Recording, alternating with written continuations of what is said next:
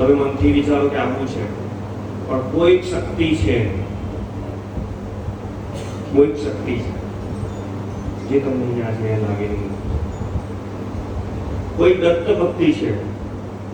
ક્યારેક તમે દત્ત ભાવની કરી હશે અથવા તમારા કુળમાં કોઈ દત્ત ભક્તિ પડી હશે તો આજે જાગૃત થઈ છે. અને એ ઉર્જામાં તમે આજે દત્ત ભાવની કરો છો તો તમારી પેઢીમાં પણ એ દત્ત ભક્તિ જાગૃત થશે. આજે તમે બીજ રોપી દીધો છે.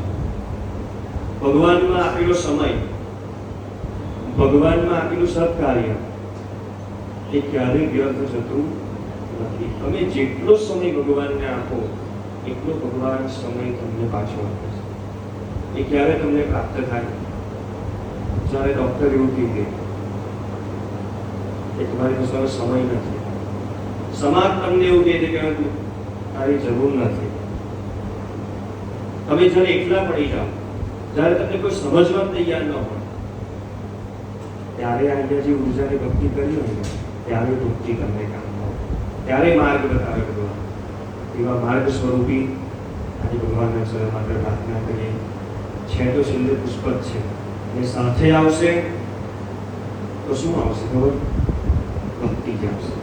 પરમાત્મા પાસે બે વસ્તુની પ્રાર્થના કરીએ, એક તો સુખ અને બીજી શાંતિ. બધાના માટે પ્રાર્થના કરીએ કે બધાનું ભગવાન સૌનું કલ્યાણ કરે. જેટલા ભક્તો જોડાયા છે, તમારી સાથે જેટલા લોકો જોડાયેલા છે, બધાનું ભગવાન કલ્યાણ કરે. સુખ મળે, શાંતિ મળે, શરીર સારું રહે અને આપણું બધું કાર્ય સંપન્ન થાય. અને હંમેશની માટે આપણે મહેનત કરતા રહીએ. મહેનત કરશું તો જ પ્રાપ્ત થશે. ભગવાન પાસે પણ બેસો ને તો માળા કરવી પડે, તો તપ કરવું પડે, પણ મહેનત કરવી પડે તો જ ભગવાન આપણને આપે. મહેનત કર્યા વગર કંઈ પ્રાપ્ત થતું નથી. એટલે ભગવાનની બી પ્રાર્થના કરી કે ભગવાન અમે આજે જે પ્રવૃત્તિ સંકલ્પ લઈને આવ્યા છે તે તમારા ચરણમાં અર્પણ કરી ભગવાન તમને સ્વીકાર કરજો. દત્તાશ્રયની આ પાવન ભૂમિમાં એક એવી ઉર્જા છે જ્યાં તમને મનની શાંતિની અનુભૂતિ થાય છે. અને જ્યારે આશ્રમની અંદર આવો ને ત્યારે તમને કોઈને ઘર યાદ નથી આવતું. જેમ એક પિયર આપણા પિયર ગયા હોય એવી શાંતિ હોય.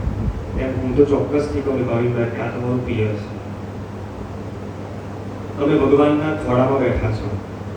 કોઈ શક્તિ આ વાઇબ્રેશનમાં, ઉર્જામાં તમને કોઈ શક્તિ તમારા આજે અંતરની ઉર્જામાં તમે જે બોલો, જે અંદરની પ્રાર્થના કરો છો તે તમને સાંભળી રહી છે. આવો હૃદય ભગવાનની અનુભૂતિ કરીએ. ભગવાનના ચરણમાં જે સંકલ્પ લઈને આવ્યા છે ભગવાનની પ્રાર્થના કરીએ. અવધૂત ચિંતન શ્રી રુદ્રે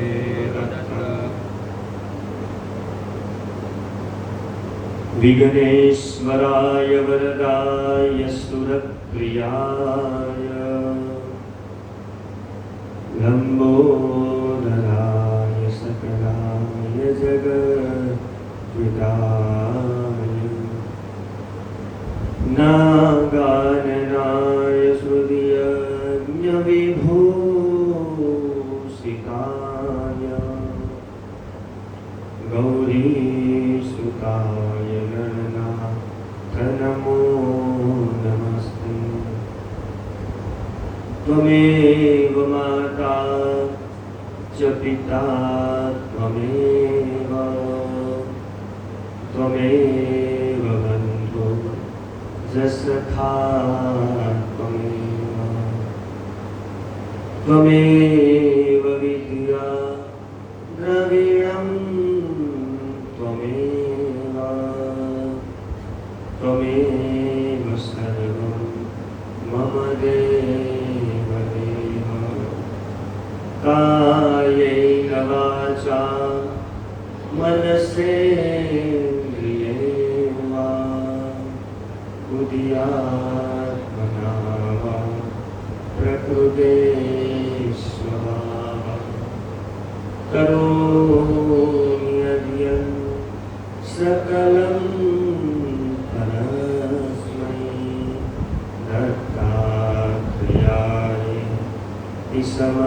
સમર્પયામિ. કોઈ સવર ભજીએ કરે મોટું છે તુજ નામ, તારા નિકરાઈએ થાય અમારા કામ એલના દિશાવકો સદા રાખીન સા ભૂલ ગદી કરીએ અમે તો પ્રભુ કરજો માં જે જે સ્થળે આ મન જાય મારું તે તે સ્થળે ગુરુ રૂપ જ્યાં જ્યાં મુકુમાં સકહું ગુરુ હૈ જ્યાં જ્યાં પદ જતારા ગુરુ બ્રહ્મા ગુરુ વિષ્ણુ ગુરુદેવો મહેશ્વર ગુરુ સાક્ષાત પરબ્રહ્મ તસ્મૈ શ્રી ગુરવે નમઃ. હરે રામ રામ રામ હરે હરે હરે કૃષ્ણ કૃષ્ણ કૃષ્ણ હરે હરે હરે દત્ત દત્ત દત્ત હરે હરે હરે દત્ત દત્ત દત્ત હરે હરે હરે રંગ રંગ રંગ હરે હરે હરે રંગ રંગ રંગ હરે હરે.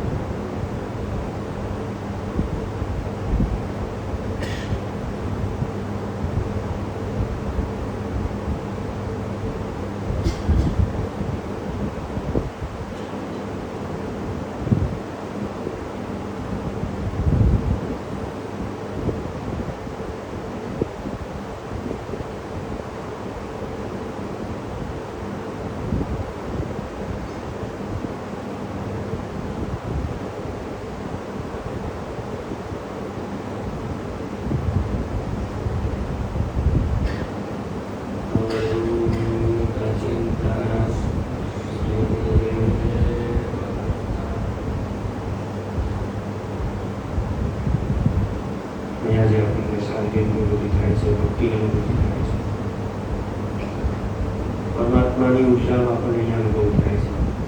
આવું જ ઉર્જા આપણા ગરબા રહેવી જોઈએ.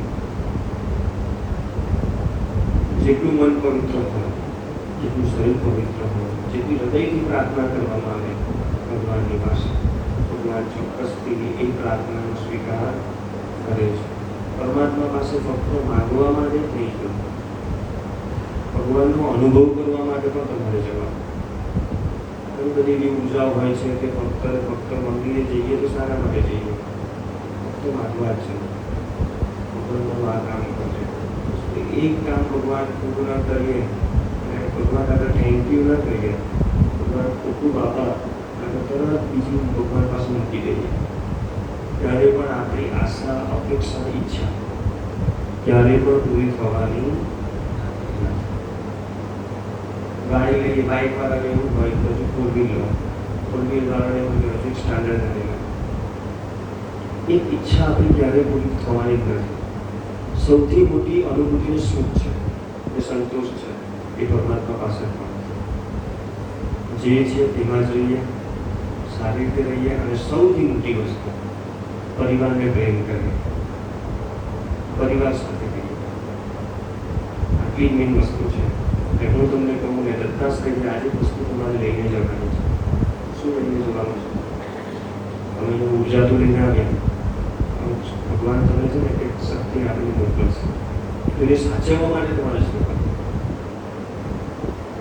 તમારે દરરોજ ભગવાનની ભક્તિ કરવાની, દરરોજ ભગવાનનું નામ સ્મરણ કરવાનું. જે ભગવાનને માનતા હોય તે દરરોજ એક દત્ત વાવણી કરો, દરરોજ એક હનુમાન ચાલીસા કરો, દરરોજ કપાળમાં તિલક કરો, દરરોજ ઉમરાનું પૂજન કરો, દરરોજ કન્યાને દીવો કરો, દરરોજ ઘરમાં ઘીનો દીવો કરો,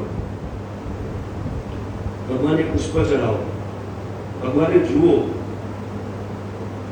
તમારા ઘરમાં ભગવાનના ફોટા હોય, મૂર્તિ હોય, તેના ભગવાનના દરરોજ દર્શન કરો.